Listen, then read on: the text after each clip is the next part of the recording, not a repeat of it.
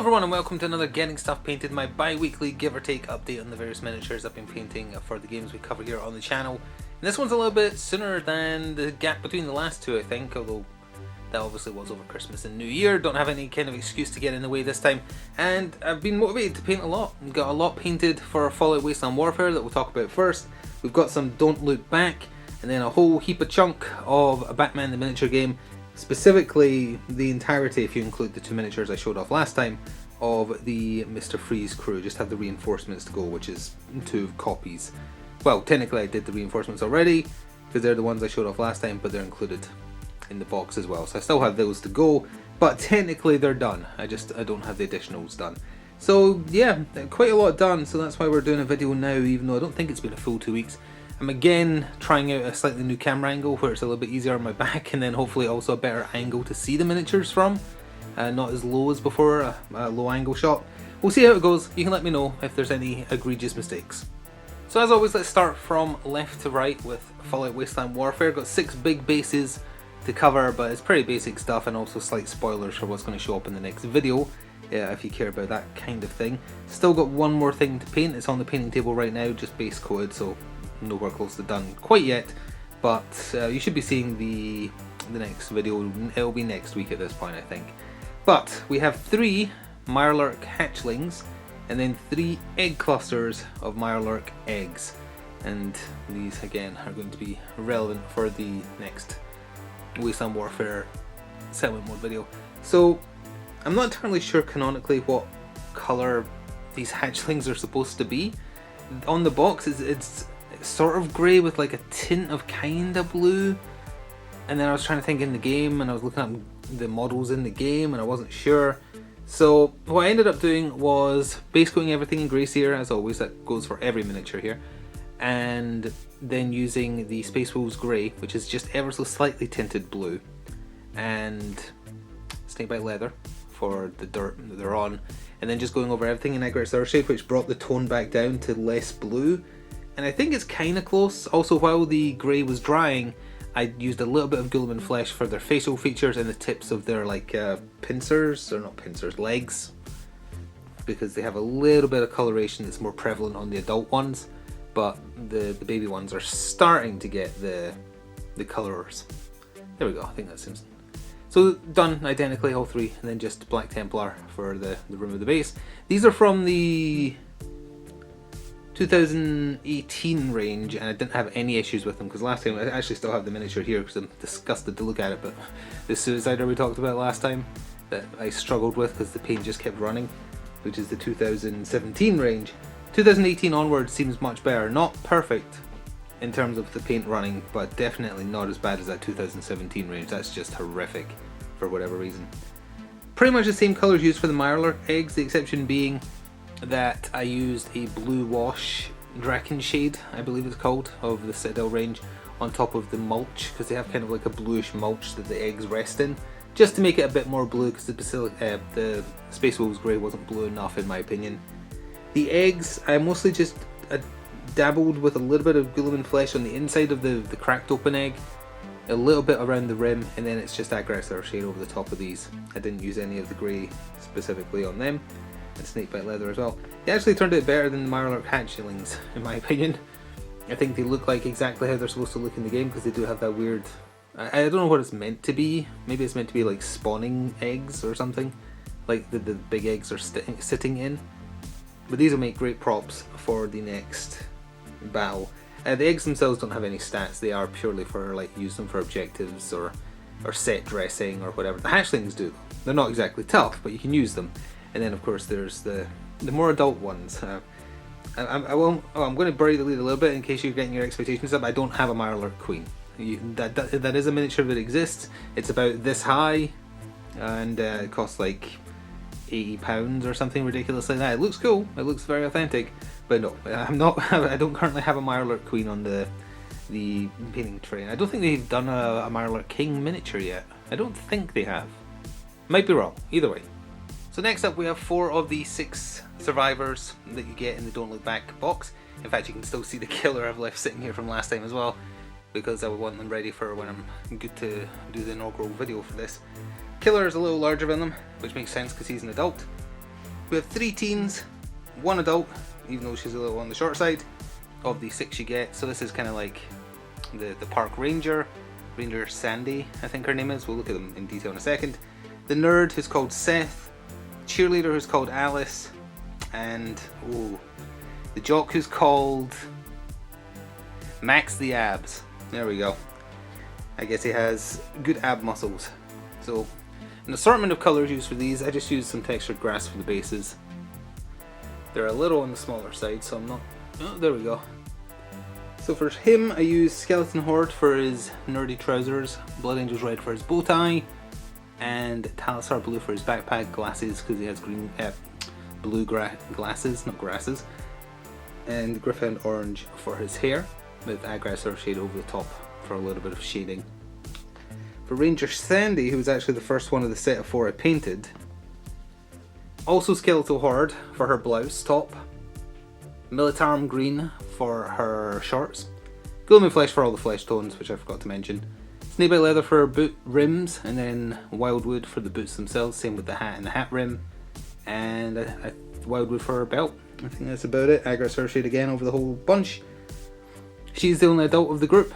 She's got a gun, she's got a pistol. I think the nerd has a flashlight, cheerleader has a megaphone, and the jock has a baseball bat, as they are modelled. So Alice, she's slightly more at an angle than she's supposed to be, I think, but she came with like a modelled rock, so it looks like she's mid-trip, but I decided to leave it.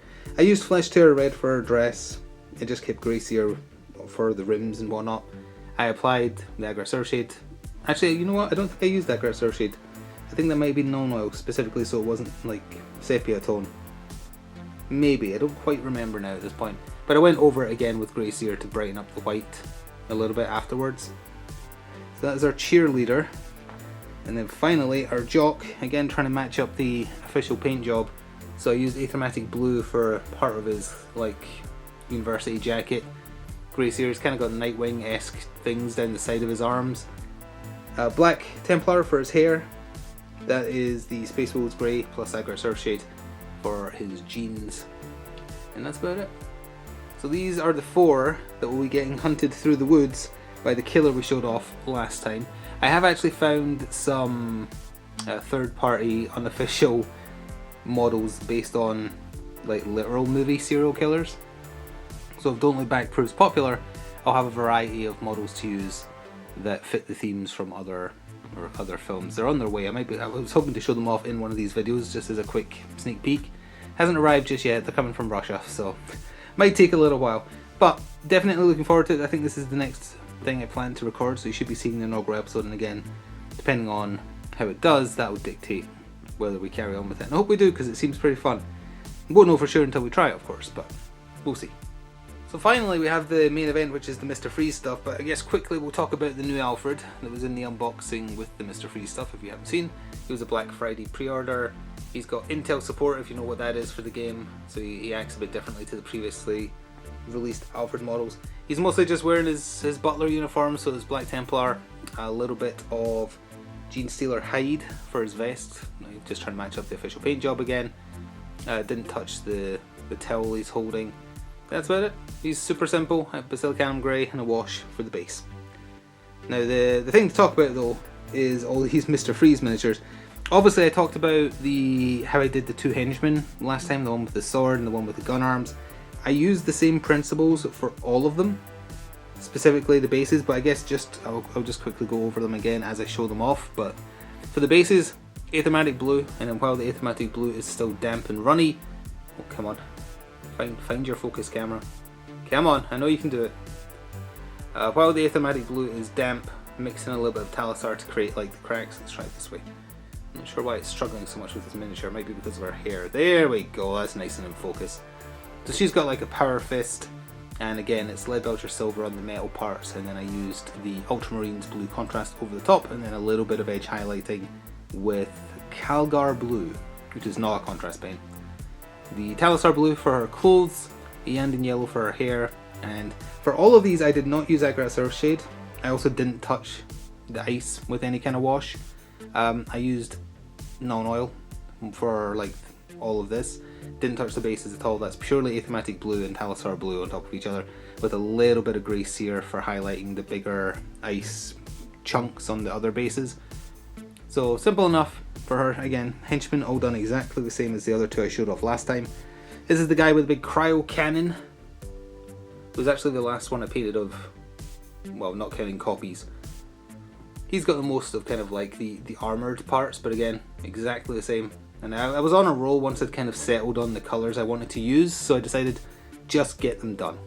I haven't quite fitted the tube on his back correctly, and I didn't realise until it was too late, but it's fine. It looks okay. You can only tell it's misplaced if you really pay attention to the back there, so it doesn't really matter. And he's pretty neat looking. The way, like, in game terms, the Mr. Freeze crew all seems to complement each other super well, but that means as soon as you start losing people, you really start struggling. Let's talk about the man himself, Mr. Freeze. It does come on a smaller base, which I have lodged into the larger base, but you can pull it out if you want. I did manage to get the plastic cylinder thing they give you on. It's not glued or anything, I just struggled with it and it kind of stayed, and I was like, okay, I'm never touching that again. One of these days, probably while filming, it's going to get like brushed against and it's going to come off. It'll probably stay off. Mine had a little bump in it that keeps coming back. Yeah, it's at the back of his head. I deliberately had it so it's at the back of his head. So he has a permanent dent, so I'm not going to miss it too much. The smaller base isn't as snug a fit as the Racial Ghoul one. The Racial Ghoul one fits in perfectly. This one does not, but again, from the front, doesn't really matter too much. Don't have anything to say about the colours, because again, I use literally the exact colours. Only difference is Mr. Freeze's skin tone, which was the Draken Shade wash I talked about earlier for the Mirelurks, on top of Grey Seer. It's what I used to do for the Tau as well. So, or similar, not quite the same, but similar. I didn't use Grey Seer back then, but still, close. I like it, I like the miniature. I feel like I probably could have done more to make the pipes and whatnot showing through the ice look a bit fancier, but I just put non-oil over the silver and called that good. Impressive miniature. I hope I did it good in a way. I like the ice hanging off the wires and whatnot, and again, ice done exactly the same, and you can see where I've done like streaks of Grey Seer to try and do like shine on the ice. So yeah. The one I finished last, in terms of totally, not counting henchmen, was Killer Frost. I finished this just the other day there. Her throne was fun, her herself was a little hard to get at, but again, I basically did exactly the same things I've been describing for the armour for her. The only thing I would probably have changed is, one of her, I think her skin tone is a little off. Again, I did what I did for Mr. Freeze, and her skin tone is a little different, just a little different. So what I probably would have done was maybe actually just use a normal Citadel paint. Calgar Blue might not be the right shade, maybe something lighter than that. I don't remember the name of it offhand. No, I can't remember the name of it. But a tone lighter than Calgar Blue.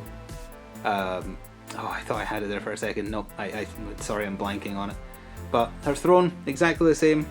Her throne is very fancy looking, and she's doing the whole Game of Thrones thing. She has some unique equipment she can give people as well if she's your leader, which is neat. I just discovered that yesterday. Because as of yet, even though the crew is ready to go, I can't use them. Their cards only exist in the app. The app can't track damage and whatnot if you're playing a game, and they're not on the website to print off, so I can't use them yet. At time of recording, hopefully by the time you see this that won't be the case. But either way, in the meantime, let's talk about two giant polar bears on huge bases. So in terms of what I painted first, this was the first one I painted of the crew box, not counting those reinforcement henchmen. Non-oil, just over Grey Seer for the fur, nothing fancy there at all.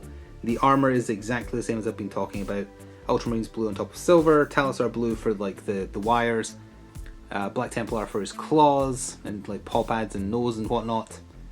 And the exact same ice stuff. The only difference is he's got like a broken canister of something there. I'm not sure what it's meant to be, but kind of painted it how the official paint job did. And a little bit of Opus Pink for inside his mouth for his like tongue and gums and whatnot. And this one is the one with the artillery. Polar Bear Artillery. What a world. And has the blepping panda loading in more ice balls, which is a little difficult to see. It was more difficult to paint. I tried to keep it blepping.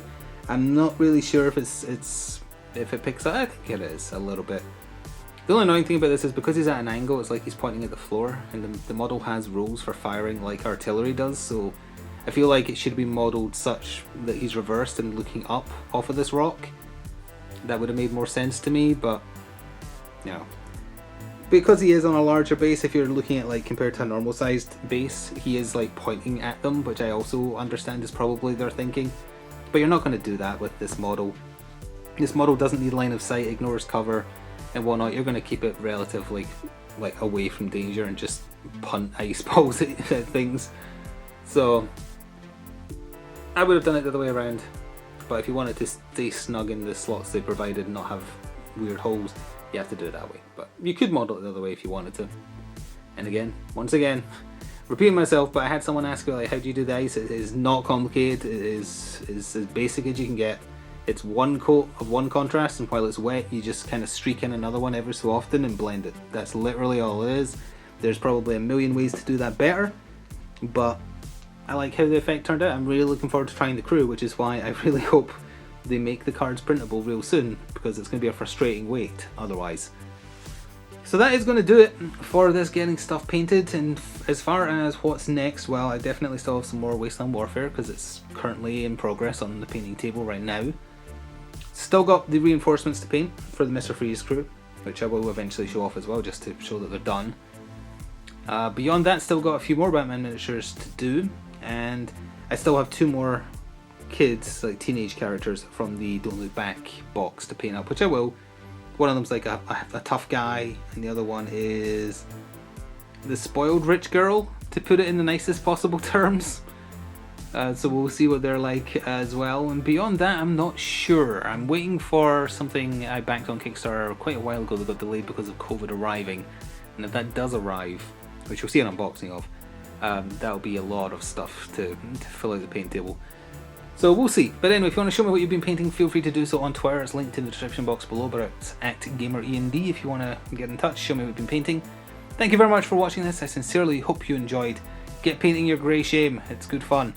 And I'll see you in roughly 2 weeks. Until then, ta-ta for now.